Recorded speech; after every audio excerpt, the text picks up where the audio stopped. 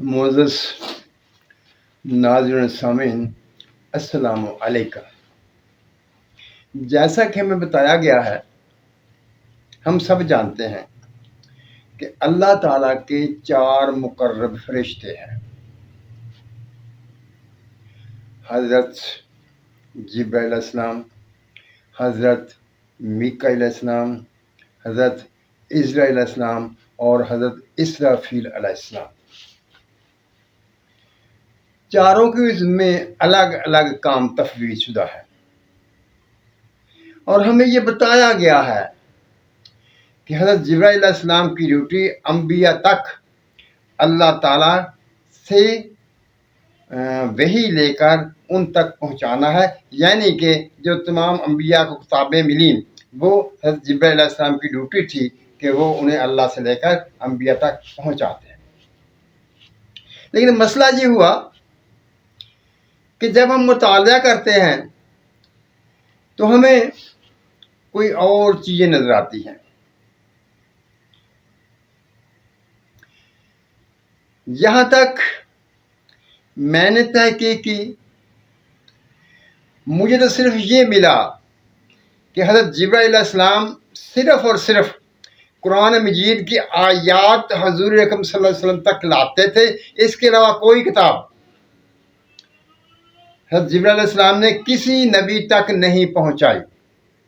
ہو سکتا ہے میں غلط ہوں، لیکن مجھے یہی ملا ہے کہ صرف اور صرف قرآن مجید حضور اکرم صلی اللہ علیہ وسلم تک پہنچانے کا کام جبرائیل علیہ السلام نے کیا۔ اس کے علاوہ کسی اور پیغمبر کو حضرت جبرائیل علیہ السلام نے کوئی کتاب نہیں پہنچائی۔ دیکھیے، حضرت موسیٰ علیہ السلام کو اللہ تعالیٰ نے کوہ طور پر بلا کر 10 کمانڈمنٹس دیں، یعنی تورات دی۔ اگرچہ تورات قانون کو کہتے ہیں، اور یہودیوں کا دعویٰ ہے کہ ان کی 5 کتابیں ہیں جن میں سے ایک تورات ہے، لیکن وہ اللہ تعالیٰ نے براہ راست وہ تختیاں دیں۔ اسی طرح حضرت عیسیٰ علیہ السلام کے بارے میں آتا ہے، انہوں نے خود بچپن میں اعلان کیا کہ اللہ تعالیٰ نے مجھے کتاب دی ہے، جو کہ جبرائیل علیہ السلام نے نہیں پہنچائی۔ اب دیکھیے ہمیں جو ملتا ہے روایات میں سے وہ کیا ہے۔ پہلی بات، جب آدم علیہ السلام کی تخلیق کی گئی تو حضرت جبرائیل علیہ السلام کو دنیا سے مٹی لے کر گئے اور آدم علیہ السلام کا پتلا بنایا گیا۔ اس کے بعد حضرت موسیٰ علیہ السلام کا دور، حضرت ابراہیم علیہ السلام کا دور آیا، تو حضرت جبرائیل علیہ السلام آئے، اور جب حضرت ابراہیم علیہ السلام کو اس آگ میں ڈالا جا رہا تھا تو کہا کہ اگر آپ کو مجھ سے کوئی حاجت ہے تو بیان کیجئے تاکہ میں آپ کی وہ حاجت پوری کر سکوں۔ اس وقت وہ کتاب لے کر نہیں آئے۔ اسی طرح جب موسیٰ علیہ السلام کا دور آیا اور موسیٰ علیہ السلام اپنی قوم کو لے کر فرعون کی غلامی سے نجات لانے کے لیے رات کو چلے تو ان کے ساتھ جبرائیل علیہ السلام تھے اپنے گھوڑے پر سوار، اور وہیں سے اس سامری نے جبرائیل علیہ السلام کے گھوڑے کے پاؤں کے نشانات میں سے مٹی اٹھائی تھی، کیونکہ اس کے گھوڑے کے پاؤں کے نشانات سے جہاں وہ پاؤں رکھتے تھے وہاں سبزہ پیدا ہو جاتا تھا۔ اس بات کو بھی یاد رکھیے کہ جبرائیل علیہ السلام گھوڑے پر سوار تھے، اور وہ گھوڑا جہاں قدم رکھتا تھا وہاں سے سبزہ پیدا ہو جاتا تھا، اور اسی کو سامری جادوگر نے اٹھایا تھا اور بعد میں بچڑا بنایا تھا۔ جب بچڑا بناتے وقت اس میں وہ مٹی ڈالی تھی تو وہ بچڑا بولنے لگا تھا۔ وہ بچڑا کیسے بولتا تھا جو ہمیں بتایا گیا ہے، یہ کسی اور ویڈیو میں بات کریں گے، اس جگہ اس کا مقام نہیں ہے، وہ پھر کسی اور دن کسی اور ویڈیو میں بیان کریں گے۔ اب جبرائیل علیہ السلام موسیٰ علیہ السلام کے ساتھ ان کو پار لگانے کے لیے، اس موسیٰ سے فرعون سے نجات لانے کے لیے ان کے ساتھ ہوئے، کتاب نہیں دی۔ کتاب اللہ تعالیٰ نے موسیٰ علیہ السلام کو خود دی، کو طور پہاڑ پر بلا کر دی۔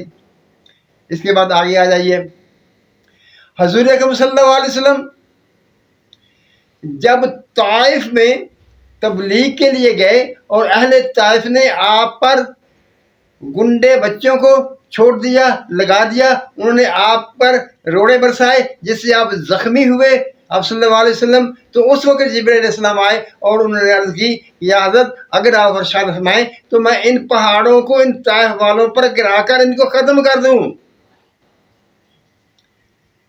یہاں بھی وہ کتاب کا ذکر نہیں ہے۔ اب سوال یہ پیدا ہوتا ہے کہ اصل میں جبرائیل علیہ السلام کی ڈیوٹی کیا ہے؟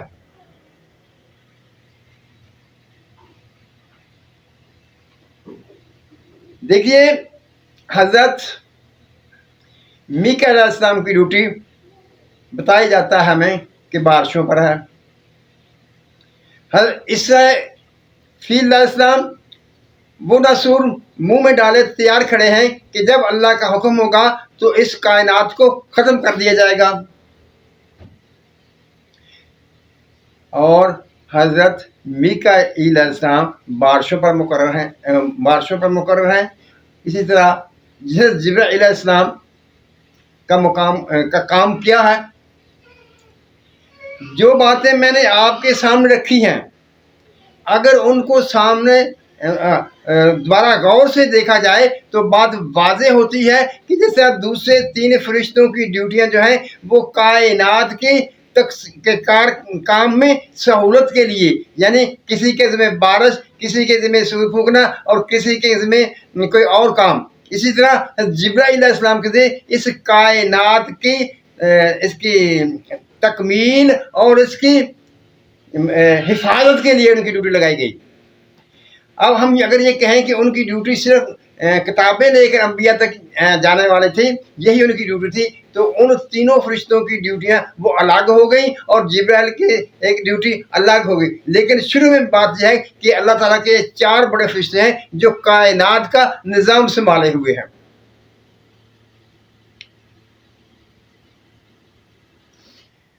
اگر تو وہ 3 فرشتوں کی ڈیوٹیاں اس کائنات کے بارے میں، اس کائنات کے نظام کے بارے میں ہیں، تو جبرائیل علیہ السلام کی ڈیوٹی بھی اس کائنات کے نظام کے بارے میں ہونی چاہیے تھی، اور ہے۔ یہ صرف حضور اکرم صلی اللہ علیہ وسلم کا اور قرآن کا احترام ہے۔ اللہ تعالیٰ کی ذات نے حضرت جبرائیل علیہ السلام کی ڈیوٹی لگائی کہ وہ قرآن مجید کی آیات کو حضور اکرم صلی اللہ علیہ وسلم کے قلب اطہر پر نازل کریں، جیسا کہ قرآن شریف میں ارشاد فرمایا گیا ہے کہ جبرائیل نے اس قرآن کو آپ کے قلب اطہر پر نازل کیا۔ اب یہاں ایک اور سوال پیدا ہوتا ہے، جیسے کہ میں نے یہ بات کہی تھی کہ جس طرح دوسرے 3 فرشتوں کی ڈیوٹیاں اس کائنات کو سنبھالنے کے لیے ہیں، تو حضرت جبرائیل علیہ السلام کی ڈیوٹی قرآن کو حضور صلی اللہ علیہ وسلم کے قلب اطہر پر نازل کرنے کی کیوں لگا دی گئی؟ آپ جانتے ہیں، قرآن شریف میں ایک آیات مبارکہ ہے کہ اس قرآن میں لوگوں کے لیے شفا ہے، یہ اس میں لوگوں کے لیے شفا موجود ہے۔ اب شفا کیا ہے؟ شفا ان تکلیفوں سے نجات پانے کا نام ہے جو اس انسان کو لاحق ہوتی ہیں، اور ان تکلیفوں کو دور کرنا کائنات کے نظام میں آتا ہے۔ شریعت جو ہے وہ کسی شخص کے کردار کی تکمیل کرتی ہے، کردار کی رہنمائی کرنے کے لیے وہ قوانین ہوتے ہیں، لیکن شفا جو ہوتی ہے وہ اس انسانی جسم کی صحت کو بحال کرنے کے لیے ہوتی ہے، اور انسانی صحت کا دار و مدار خدا تعالیٰ کی بنائی ہوئی کائنات کے اصول و ضوابط اور ان کے اثرات پر منحصر ہے۔ بات وہیں پر آ گئی، یعنی جس طرح دوسرے فرشتوں کی ڈیوٹیاں، ان 3 بڑے فرشتوں کی ڈیوٹیاں اللہ تعالیٰ نے کائنات کے متعلق کی ہیں، اسی طرح جبرائیل علیہ السلام کی ڈیوٹی بھی کائنات کے متعلق ہی ہے۔ کیونکہ قرآن جو ہے وہ شفا ہے اور اس میں ہر چیز کا حل موجود ہے. تو یہ کائنات کا ایسا ایک مکمل جامع نظام ہے اس قرآن مجید میں موجود ہے جو پوری کائنات کو کنٹرول کرنے کے لیے ہے. پوری کائنات کے ہر مسئلے کا حل اس میں موجود ہے. یہی وجہ ہے کہ حضرت جبرائیل علیہ السلام کی ڈیوٹی قرآن مجید کو حضور صلی اللہ علیہ وسلم کے قلب اطہر پر نازل کرنے کی لگائی گئی. معزز ناظرین سامعین، میں اکثر کہتا ہوں سوال پیدا کیجئے، سوال کے بارے میں غور و فکر کیجئے اور جو دلیلیں آپ کے پاس موجود ہوں ان کا آپس میں تقابلی جائزہ لیجئے، دوسرے شخصوں سے بات کیجئے اور ان کی دلیلوں کو سنیے اور اس کا مقابلہ کیجئے. تو انشاءاللہ تعالی آخر ایک مقام ایسا آئے گا کہ آپ حتمی دلیل پر قائم ہو جائیں گے جو کہ صحیح، حق اور سچ ہوگی اور مسئلے کا حل ہوگی. حضرت جبرائیل علیہ السلام کی ڈیوٹی صرف انبیاء کرام تک کتابیں پہنچانے کے لیے نہیں تھی. کائنات میں کائنات کو کنٹرول کرنے، کائنات کی حفاظت کے لیے اللہ تعالیٰ نے حضرت جبرائیل علیہ السلام کی ڈیوٹی لگائی ہوئی ہے. اور قرآن کیونکہ کائنات کو سنبھالنے کا ایک اہم ذریعہ ہے، ایک اہم طریقہ کار اس میں موجود ہے، لہذا یہی وجہ ہے کہ جبرائیل علیہ السلام کی ڈیوٹی لگائی گئی کہ وہ قرآن مجید کو حضرت صلی اللہ علیہ وسلم کے قلب اطہر پر نازل کرے. کیونکہ اگر صرف اللہ تعالیٰ کے کلام کو انبیاء تک پہنچانا ہوتا تو دوسرے انبیاء علیہ السلام پر بھی کتابیں حضرت جبرائیل علیہ السلام لے کر آتے، لیکن ایسا نہیں پایا گیا، یعنی کہیں ایسا ثبوت نہیں ملا کہ حضرت جبرائیل علیہ السلام نے وہ دوسری کتابیں جیسے انجیل، تورات، زبور وغیرہ وہ انبیاء کرام تک لے کر گئے تھے. معزز ناظرین سامعین، غور کرنے ہی سے، سمندر میں غوطہ لگانے ہی سے موتی ملتے ہیں.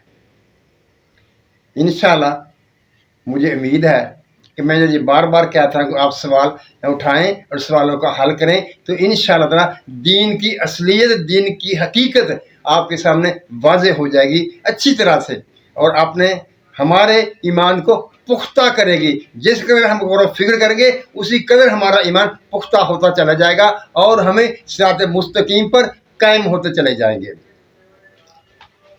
اللہ تعالی ہم سب پر رحمتوں کی بارش کرے، ہمیں سچ بولنے، سچ سننے اور سچ پر قائم رہنے کی توفیق عطا فرمائے. آمین. اللہ حافظ.